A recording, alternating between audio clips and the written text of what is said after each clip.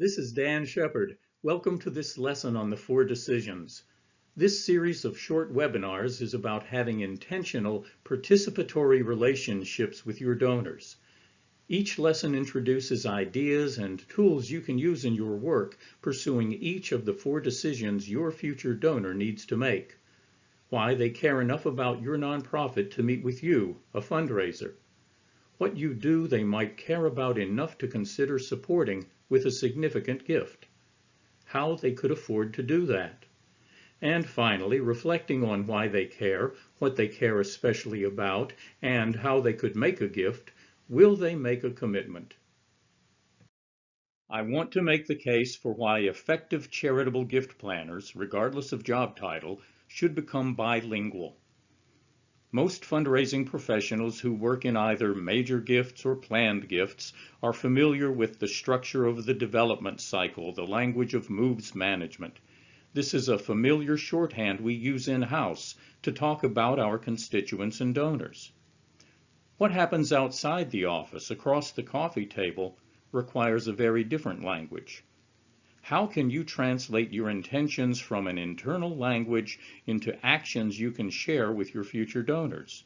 What proactive steps can you take when it's time to stop talking about your donors and time to start talking with them? Here's why I believe charitable gift planners should become bilingual. This series of side-by-side graphics illustrate how the internal language of moves management and the external language of the 4 decisions can work hand in hand. The right column details the stages of the development cycle, the language of moves management, the fundraiser's in-house language. But when have you ever said to a prospective donor, "I'm really enjoying getting to know you and your interests in our organization. I think it's time to move our relationship into cultivation"? We need to find an effective way to speak with our donors in a language they can speak with us. The left side of each graphic introduces that language. It acknowledges the questions your future donors are asking themselves, even when they can't articulate them.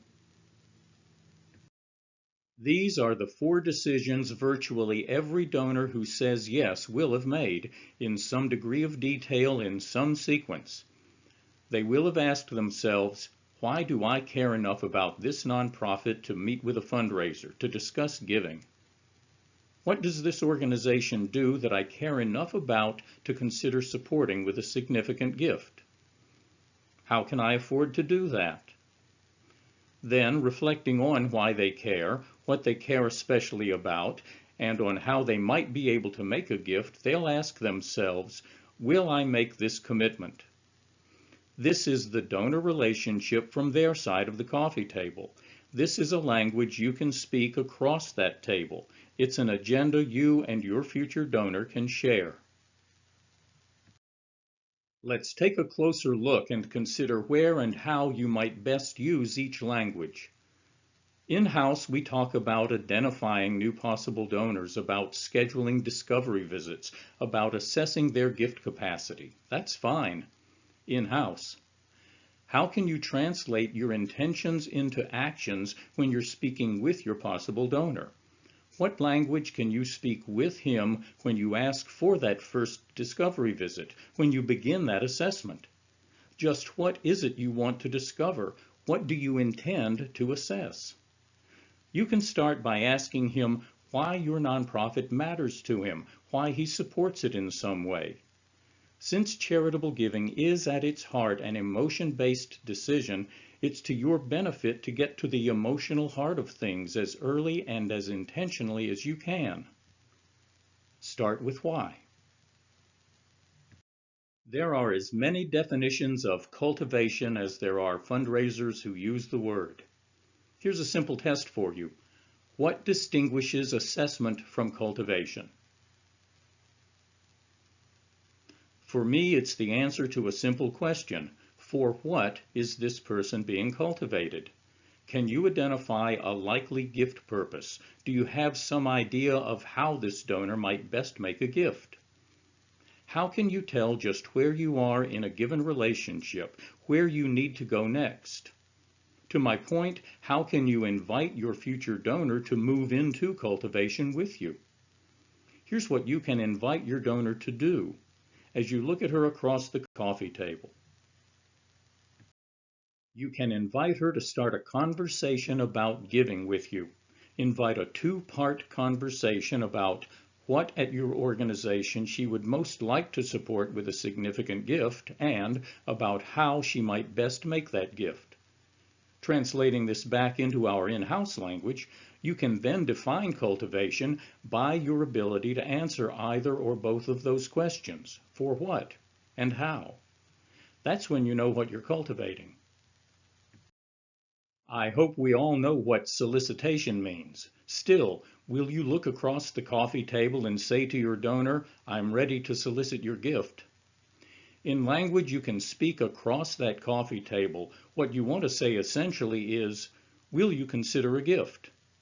Now that invites a response. It invites further conversation and ultimately a decision. It's why you're there.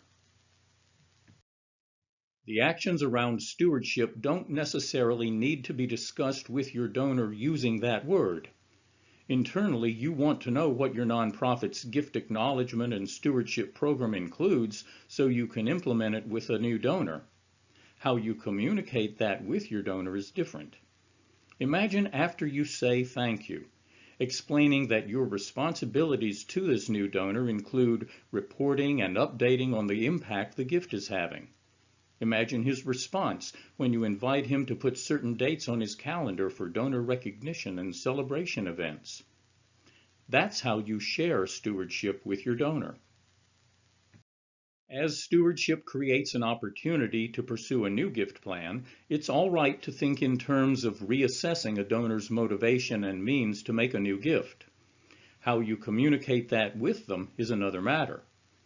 Having built an intentional relationship by inviting conversations about topics that matter to them, it's now comfortable to invite them to revisit why with you, to reconsider what their last gift has meant to them and what might motivate them to think about a new commitment. There's a big difference between talking about your donors, what we do in-house, and talking with them, what you do across the coffee table. Making the choice to intentionally include them in the conversation frees both of you from self-limitations. Thank you for playing this short lesson. I hope you picked up some ideas you can put to use and that you'll enjoy the other lessons in this series. You're welcome to contact me for a free 15-minute consultation on the subject matter. For a deeper dive into the structure and the language of the 4 decisions, I invite you to enroll in our e-learning course, The 4 Decisions Online, which you can find at the URL you see on this slide.